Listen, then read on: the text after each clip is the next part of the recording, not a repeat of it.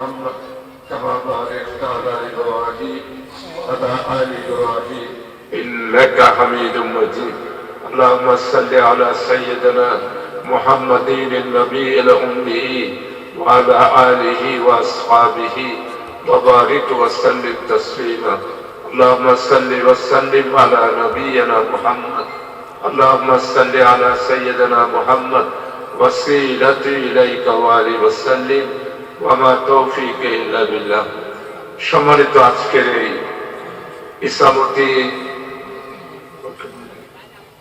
ঐক্য পরিষদের উদ্যোগে আয়োজিত রাসূলুল্লাহ সাল্লাল্লাহু আলাইহি ওয়াসাল্লামের শানে সিরাতুন নবী সাল্লাল্লাহু আলাইহি ওয়াসাল্লাম মাহফিল, আযীমুশ শান মাহফিল, নূরানী মাহফিলে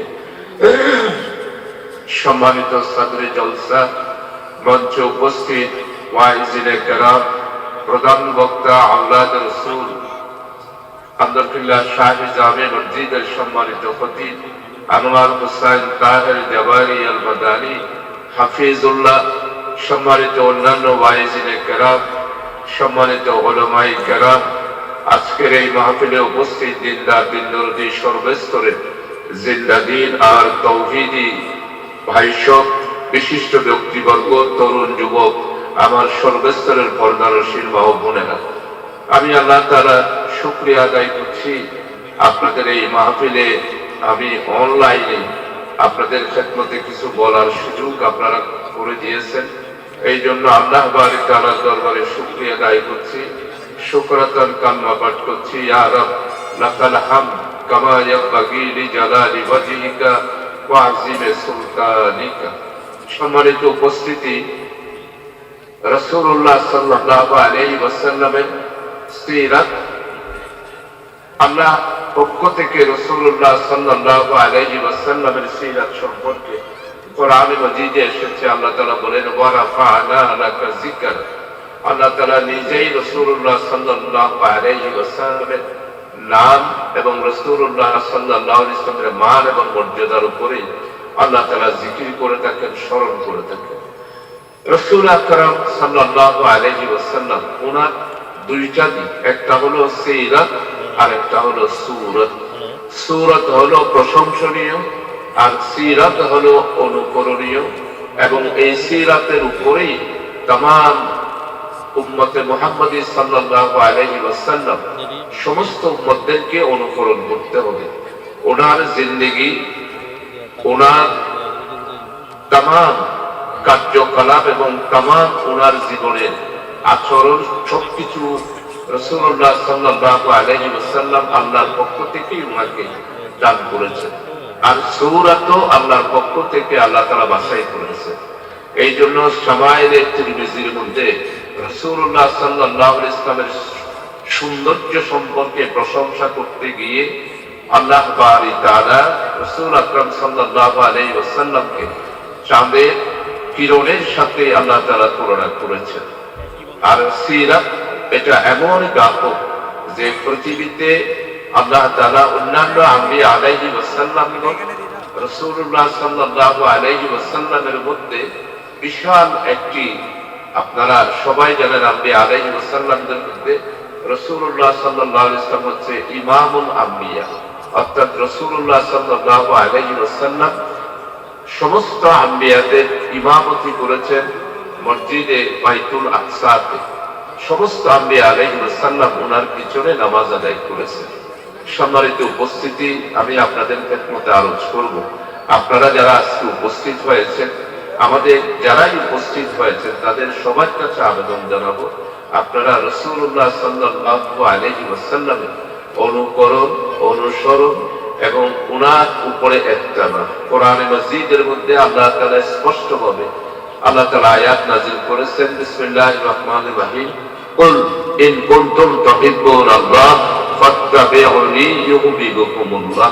আল্লাহ তাআলা বলছেন যে আমাকে যদি পেতে চাও, আমাকে যদি ভালোবাসো, রাসূলুল্লাহ সাল্লাল্লাহু আলাইহি ওয়াসাল্লামকে তোমরা ভালোবাসো এবং উনাকে অনুসরণ করো, ইত্তেবা করো, তাহলে আমার সাথে তোমাদের ভালোবাসা হবে।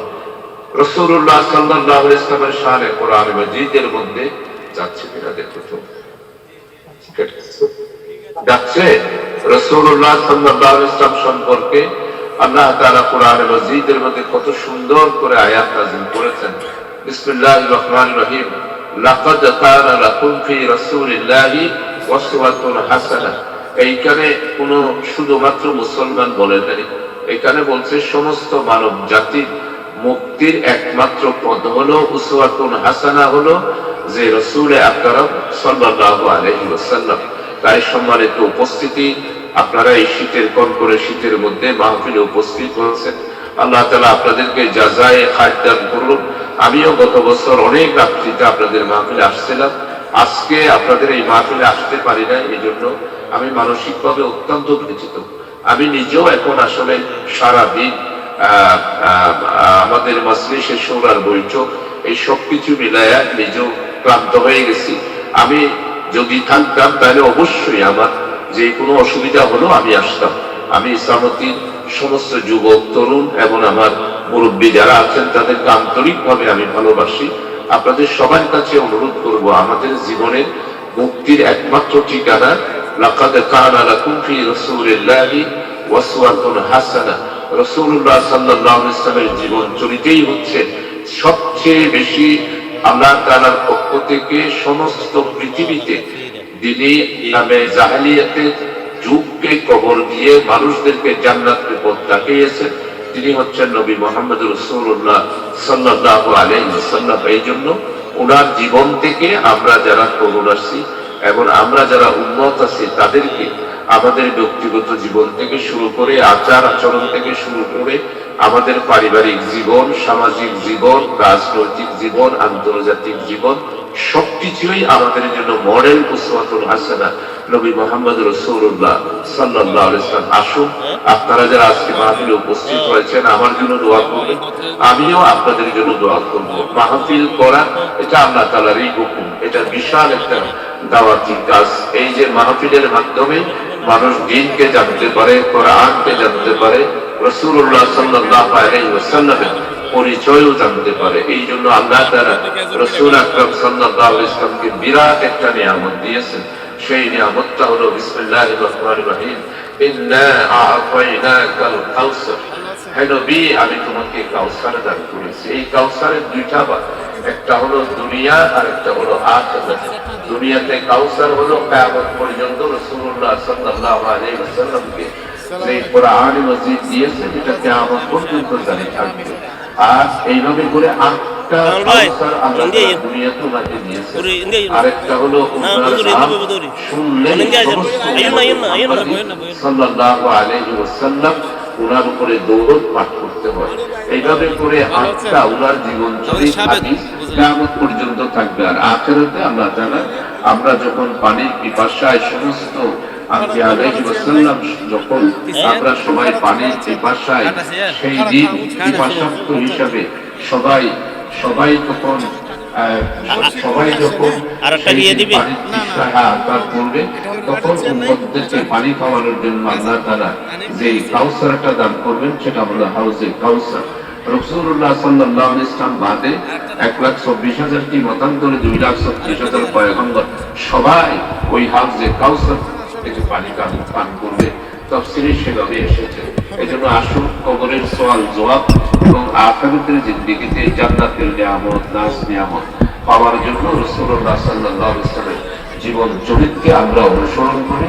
আমি আপনাদের খেদমতে আরজ করব বেশি বেশি করে দুইটা আমল করবেন। সেটা হলো সবসময় আল্লাহর কাছে ক্ষমা চাইবেন, যেহেতু রাসূলুল্লাহ সাল্লাল্লাহু আলাইহি ওয়াসাল্লাম দিনে 70 বার আল্লাহর কাছে তওবা করতেন, আস্তাগফিরুল্লাহ করতেন। আর আমাদের জন্য বড় আমল হলো প্রতিদিন আমাদের যার সময় না থাকলেও কমপক্ষে 100 বার দরুদ শরীফ ক্লিয়ার করে দিবেন। কেমন এই আমলটা অত্যন্ত ফজিলতের। 100 বার দরুদ শরীফ পড়া করতে না পারলেও শুধু সাল্লাল্লাহু আলাইহি ওয়াসাল্লাম সাল্লাল্লাহু আলাইহি ওয়াসাল্লাম এইভাবে কোনো যদি 100 বার পড়েন তাহলে রাসূলুল্লাহ সাল্লাল্লাহু আলাইহি ওয়াসাল্লাম আপনার কবরের জিন্দেগিতে শাফাতের সুপারিশের ওসিলা হবে। আপনারা সবাই আমাকে দোয়া করবেন।